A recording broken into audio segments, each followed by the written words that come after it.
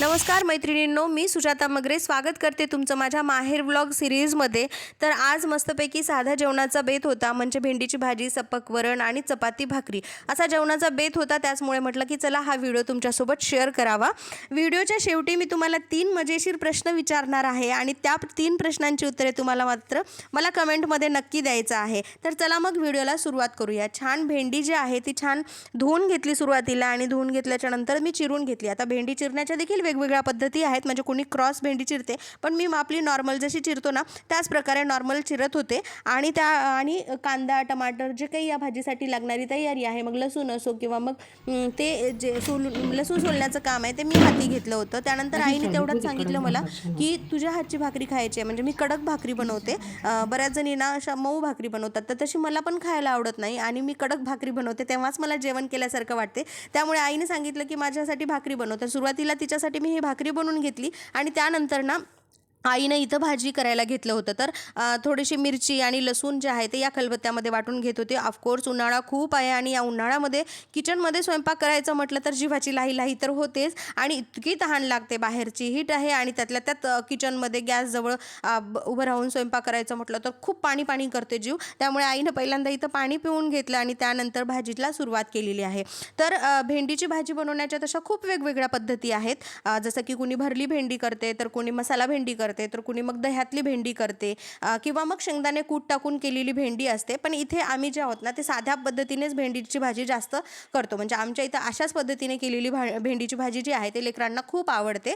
त्याचमुळे आता इथे भेंडीची भाजी बनवायला घेतलेली आहे. छान तेल कडकडीत गरम झाल्याच्या नंतर त्यामध्ये मोहरी टाकायची, त्यानंतर जिरं टाकायचं आणि हे सगळं चांगलं असं तडतडू द्यायचं. आणि काय होते माहिती आहे का, बरेच जण ना घाई करतात की फोडणी देत असताना की पटकन म्हणजे तेल कडलं पण नसेल तर त्यामध्ये जिरं मोहरी टाकण्याची घाई करतात. तर असं न करता छान तेल कडकडीत गरम होऊ द्यायचं. आणि व्हिडिओच्या सुरुवातीला तुम्ही बघितलं असेल की किती फोडणी जबरदस्त बनवलेली आहे. आणि जेव्हा अशी जबरदस्त कडक फोडणी बसते ना त्यावेळी भाजीची चव जी असते ना ती एकदम खमंग आणि अप्रतिम होते. शब्दात तरी मला ते सांगताच येत नाही. म्हणजे त्यावेळी ती जी टेस्ट असते ना ती खूप छान येते. त्यानंतर बारीक चिरून घेतलेला जो काही कांदा आहे ना तो यामध्ये ॲड करायचा. कांदा पण छान असा तांबूस रंगाचा होईपर्यंतच भाजून घ्यायचा, नाहीतर तो कच्चा राहिला ना तर मग त्याचा जो काही विशिष्ट वास आहे ना तो जातच नाही आणि मग जेवणामध्ये ते कांदा जेव्हा खाल्ल्यानंतर लगेच वास येतो आपल्याला, चवीमध्ये असं कचकन लागते. तर त्यामुळे कांदा जे आहे ते छान असं तांबूस रंगाचा होईपर्यंत भाजून घ्यायचा आणि त्यानंतर हिरवी मिरची आणि जे काही लसूण आहे तो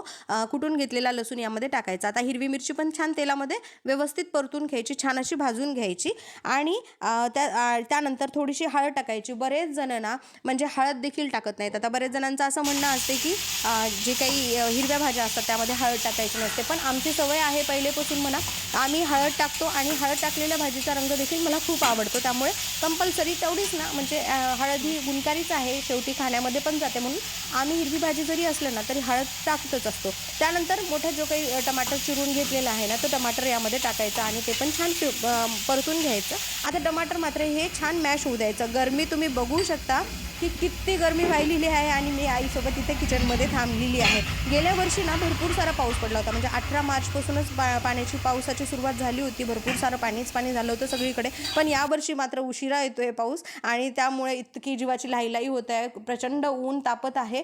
आणि तुमच्या इकडे ऊन कसं आहे ते सांगा. त्यानंतर ना इथे बघू शकता तुम्ही आता छान असे जे काही हे आहे ना ते परतून घ्यायचं. खूपच ठसका लागत होता घरामध्ये, म्हणून आईने त्याच्यावरती झाकण ठेवलं होतं की जो काही धूर आहे ना तो किचननी नाही पसरला पाहिजे आणि ठसके नाही लागले पाहिजे म्हणून.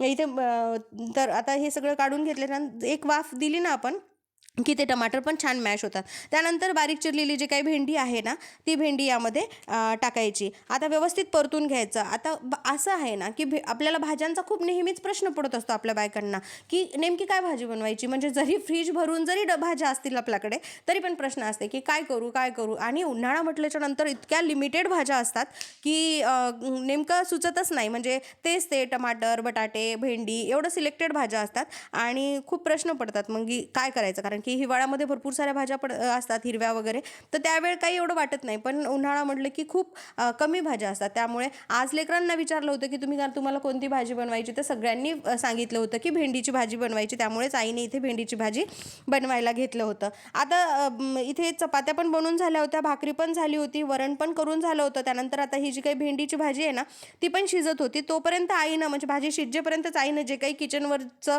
राडा पडला होता ना, तो व्यवस्थित करून घेतला. आपल्या आई लोकांचं असंच असते, त्यांचा काही हात शांत बसतच नाही. एखाद्या वेळ आपलं तरी जाऊ दे करतो आपण पुन्हा म्हणून ठेवून देतो काम, पण आई लोकांचं आपलं असं नसतं. म्हणजे एक काम करत करत ते दुसरं काम करून टाकतात, मागे ठेवत नाहीत.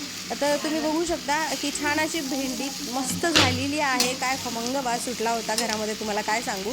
बऱ्याच वेळेला ना आमच्या इथे कसं असतं माहिती आहे का, लहान लेकरांना सपक जरी भाजी करून दिली ना, म्हणजे थोडंसं मीठ टाकून फ्राय करून दिली, तरी लेकरं हिंडत फिरत खातात. पण आज इथे छान मिठ्या मिरच्याची बनवली होती, त्यामुळे मस्तपैकी त्यांनाही जेवणामध्ये त्यांच्या आवडीची भाजी मिळणार होती. त्याचनंतर भाजी तयार झालेली आहे आणि तुम्ही बघू शकता आता मी इथे ताट वाढायला घेतलेलं आहे. आणि हो, मी व्हिडिओत सांगितल्याप्रमाणे तुम्हाला 3 प्रश्न विचारते म्हटले होते ना, तर ती 3 प्रश्न असे आहेत की तुमच्या घरी लहान मुलांना कोणती भाजी सर्वात जास्त खायला आवडते, हा प्रश्न 1. प्रश्न नंबर 2, तुम्ही भेंडीची भाजी कशी बनवता, कुरकुरीत का मऊ. आणि प्रश्न नंबर 3, म्हणजे तुमच्या घरी चपाती जास्त आवडते का भाकरी. तर ह्या 3 प्रश्नांची उत्तरे मला कमेंट सेक्शनमध्ये नक्कीच द्या, मी वाट बघेल. त्यानंतर मस्तपैकी जे काही वरण झालं होतं ना, ते मी या वाटीमध्ये सर्व केलेलं आहे. आता हे वरण देखील ना आमच्या घरच्या शेतातल्या तुरीच्या डाळीचं आहे आणि ह्याची जी चव असते ना, ते दुकानातल्या पॉलिशच्या डाळीपेक्षा खूप म्हणजे जास्त असते. म्हणजे सहज जरी फोडणी दिली ना, याला एक चांगली चव येते, पण ते दुकानातल्या डाळीला चव नसते असं मला वाटते. त्यानंतर आता सपक वरण म्हटल्याच्या नंतर तर तुम्हाला माहितीच आहे, तुपाशिवाय सपक वरण कंप्लीट नाही आहे. तर इथे आईने तूपसुद्धा गरम करायला ठेवलं होतं. काय होतं माहिती आहे का, जर आपण असंच जे काही सॉलिडमध्ये असते ना तूप असं घट्ट झालेलं, ते जर या वरणामध्ये, वरण जरी गरम असलं, ते जर या वरणामध्ये टाकलं तर ते लगेच मिक्स होत नाही. त्यामुळे केव्हाही तूप जे आहे ते थोडंसं गरम करून घ्यायचं, म्हणजे ते वरणामध्ये ना व्यवस्थित मिक्स होऊन जाते. त्यानंतर आता इथे मस्तपैकी मऊ गरम गरम चपात्या होत्या आणि गरम आणि तेवढ्याच नरम देखील झाल्या होत्या. ते चपाती इथे सर्व केलेली आहे आणि आपली बनवलेली भेंडीची भाजी. तर ही भेंडीची भाजी पण आता ताटामध्ये सर्व करणार आहोत.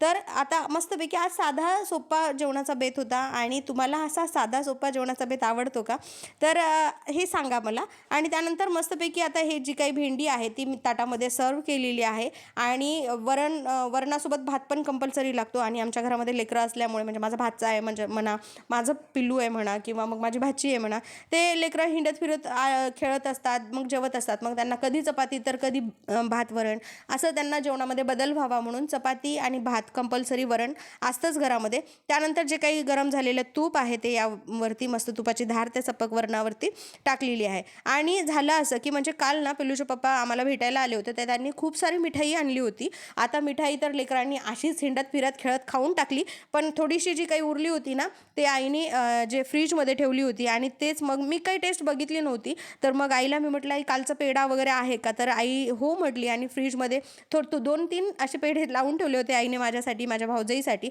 सो त्यातलाच एक पेढा जो आहे तो मी या ताटामध्ये सर्व करणार आहे. खूप मस्त पेढा होता हा. तर हे असं साधं जेवण तुम्हाला आवडलं का, व्हिडिओ कसा वाटला, आणि भेटूया नेक्स्ट व्लॉगमध्ये. तोपर्यंत बाय.